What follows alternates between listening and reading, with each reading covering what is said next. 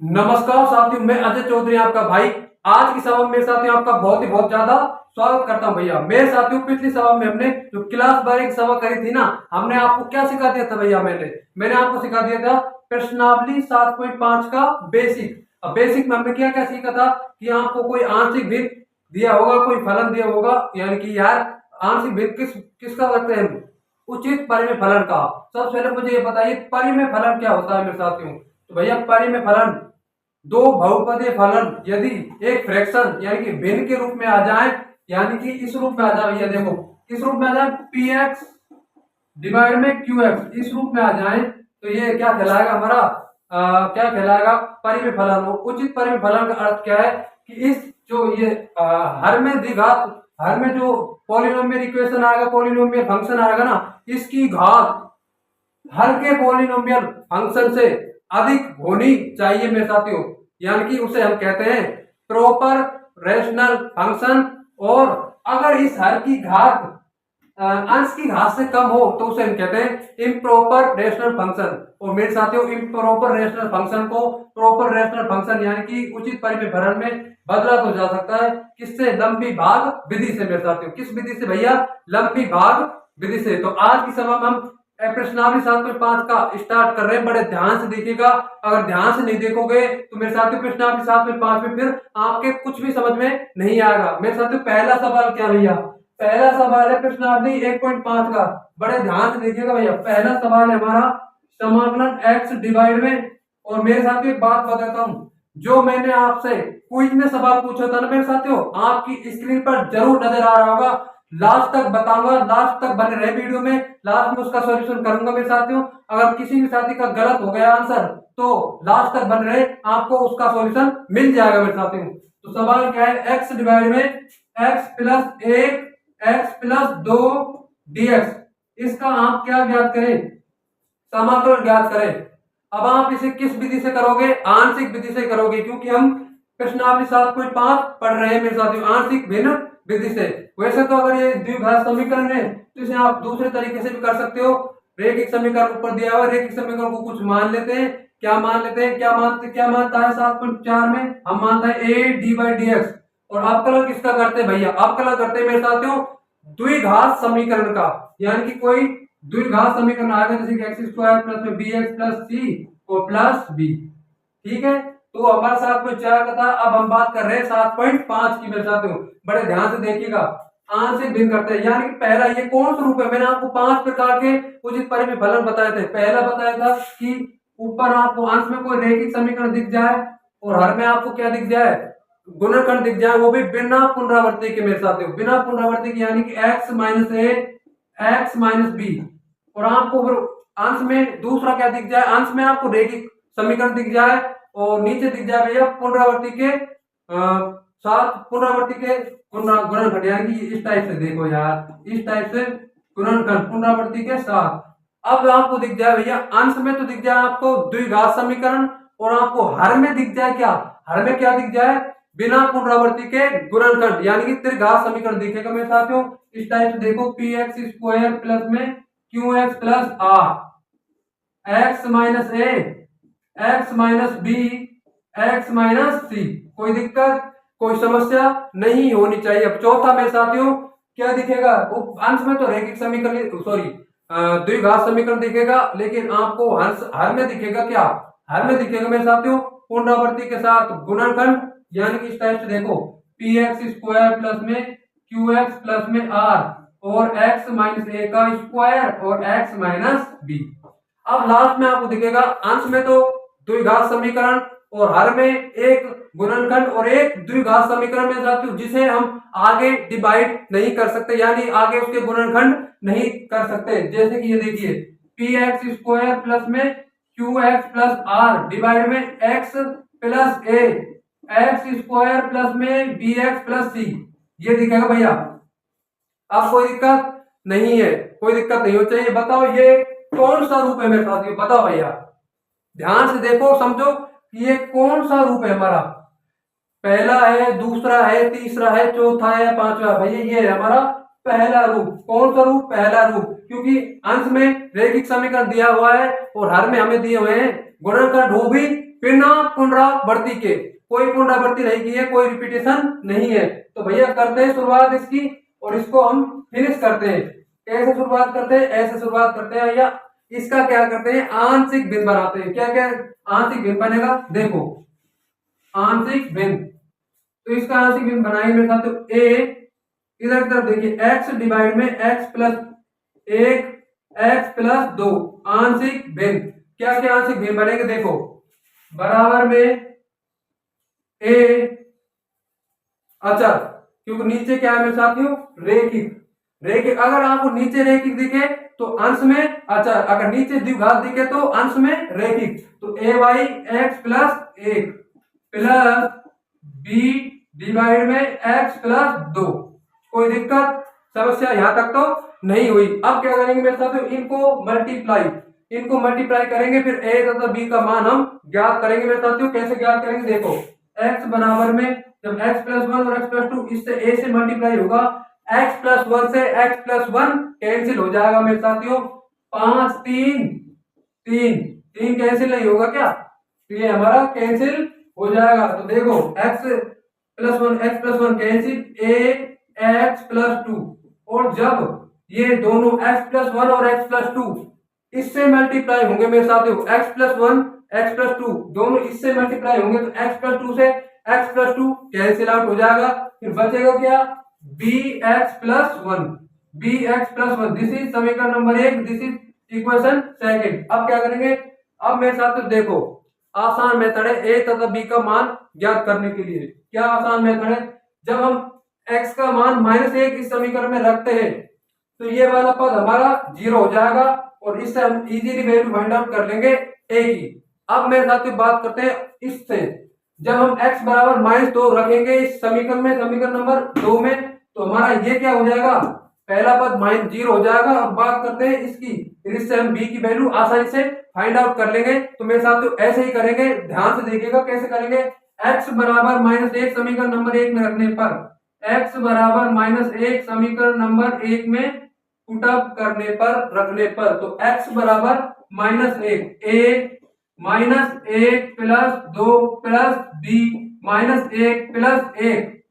मेरे साथियों ये देखो -1 0, तो ये तो बाल पद तो हमारा 0 हो गया, बचा क्या? -1, यहाँ पर a, तो a की वैल्यू कितनी आई? a की वैल्यू हमारी -1 आ गई। अब बात करते हैं मेरे साथियों b की वैल्यू कैसे फाइंड आउट करेंगे। तो भैया b की वैल्यू इधर की तरफ देखते हैं कैसे आएगी। x बराबर -2 समीकरण नंबर 2 में रखने पर, x बराबर -2 समीकरण नंबर 2 में रखने पर, तो रख देते x बराबर -2 is equal to a -2 plus 2 plus b -2 plus 1। 0 आ जाएगा इसका मान तो मेरे साथियों, और इसका मान क्या आ जाएगा? -2 माइनस b, क्योंकि -2 में से 1 है तो माइनस से माइनस माइनस कैंसिल आउट हो जाएगा मेरे साथियों।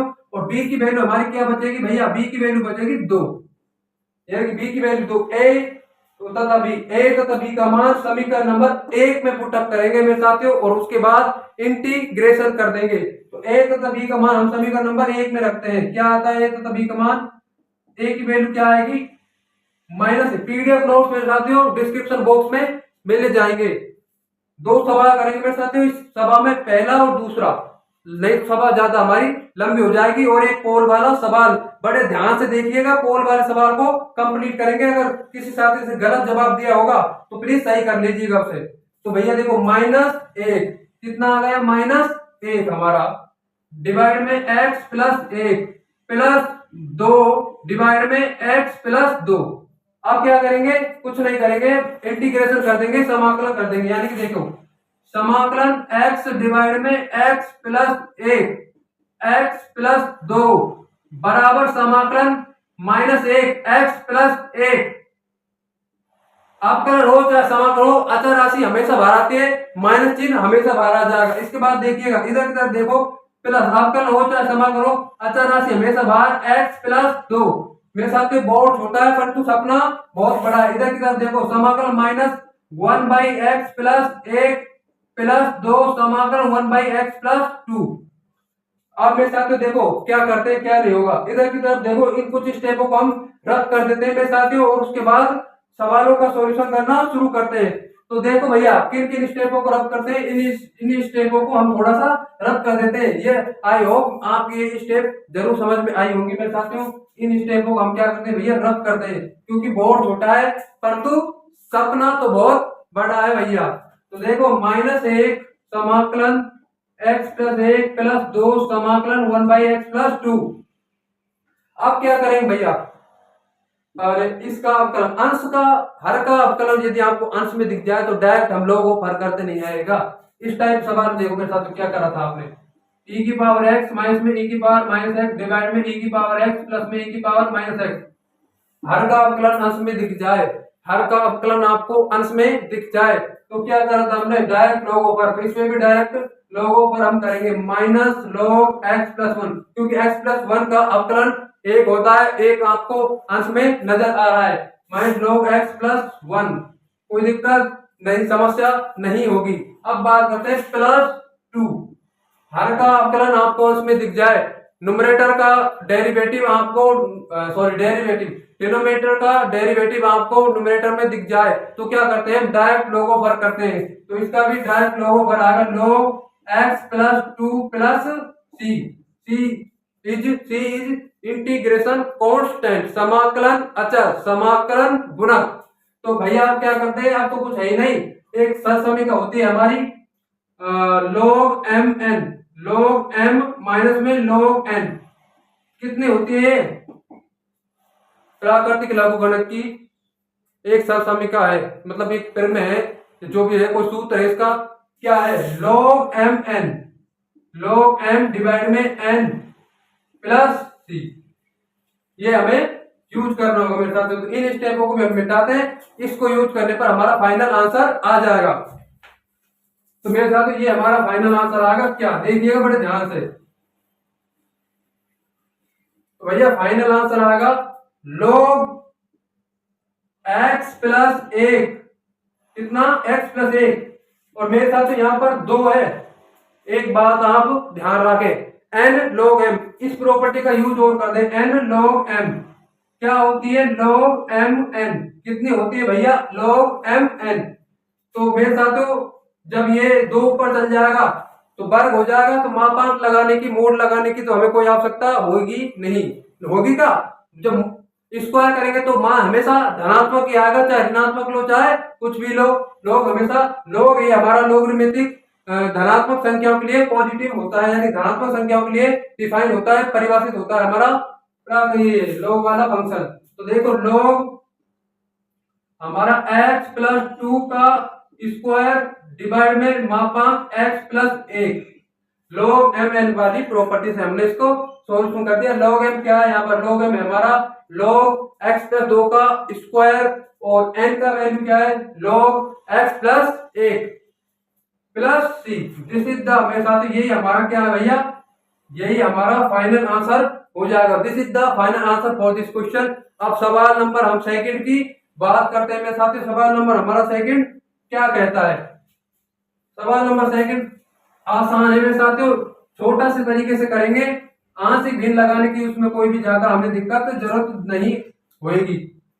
लगाना चाहो तो लगा सकते हो, लेकिन आंशिक भिन्न की इसमें कोई जरूरत हमें है नहीं मेरे साथियों, क्योंकि एग्जाम में या एनडीए में अगर इस टाइप सवाल आ गया तो मेरे साथियों आपसे ये नहीं कहेगा कि आंशिक भिन्न से इसका समाकलन करें, डायरेक्ट आप इसका समाकलन कीजिएगा। तो देखो भैया समाकलन देखो 1/x² माइनस में 9, क्या इसमें आंशिक भिन्न लगाने की कहीं पर भी आपको जरूरत दिख रही है मेरे साथियों, बताओ भैया, क्या इसमें आंशिक भिन्न लगाने की कहीं पर भी जरूरत दिख रही है? नहीं मेरे साथियों, इसमें आंशिक भिन्न लगाने की कहीं पर भी हमें जरूरत नहीं दिख रही है। क्यों नहीं दिख रही है आंशिक भिन्न लगाने की जरूरत, वो समझिए। हमने 6 फॉर्मूले पढ़े हैं, कौन कौन से पढ़े हैं भैया, समाकलन 1/x² माइनस में a² is equal to 1/2a mode में 1/2a log मोड में x minus a x plus a plus c। पहले a ऋणात्मक है तो ऊपर ऋणात्मक आएगा। उसके बाद हमने एक दूसरा फॉर्मूला पढ़ा था, समाकलन 1/a² माइनस में x², यानी कि अचर a धनात्मक है बराबर में 1/2a log मोड में a प्लस x डिवाइड में a minus x plus c। अब मेरे साथियों तीसरा क्वेश्चन है, मतलब तीसरा हमारा जो समाकलन है कुछ विशिष्ट फलनों का क्या है, समाकलन 1/x² प्लस में a² is equal to 1/a tan inverse x upon a plus c। और चौथा हमारा क्या कौन सा हो जाएगा, इन चौथे पर यानी पहले पर अंडर रूट लगाएंगे, समाकलन 1/√x² माइनस में a² इज इक्वल टू क्या हो जाएगा, अरे भैया क्या हो जाएगा, अरे लॉग में मोड x प्लस में √x² माइनस में a² प्लस c। अब बात करते हैं पांचवा सवाल, अरे पांचवा सवाल नहीं, पांचवा समाकलन, कौन सा विशिष्ट समाकलन है, स्पेसिफिक फॉर्मूला, समाकलन 1/a² माइनस में x² यानी कि दूसरे फॉर्मूले पर अंडर रूट लग जाएगा, तो यह आएगा हमारा बराबर में is equal to sine inverse x upon a plus c। और लास्ट का फॉर्मूला छठा बनेगा मेरे साथियों तीसरे फॉर्मूले पर अंडर रूट लगाने पर, यानी कि इस पर अंडर रूट लगा देंगे x² प्लस में a²।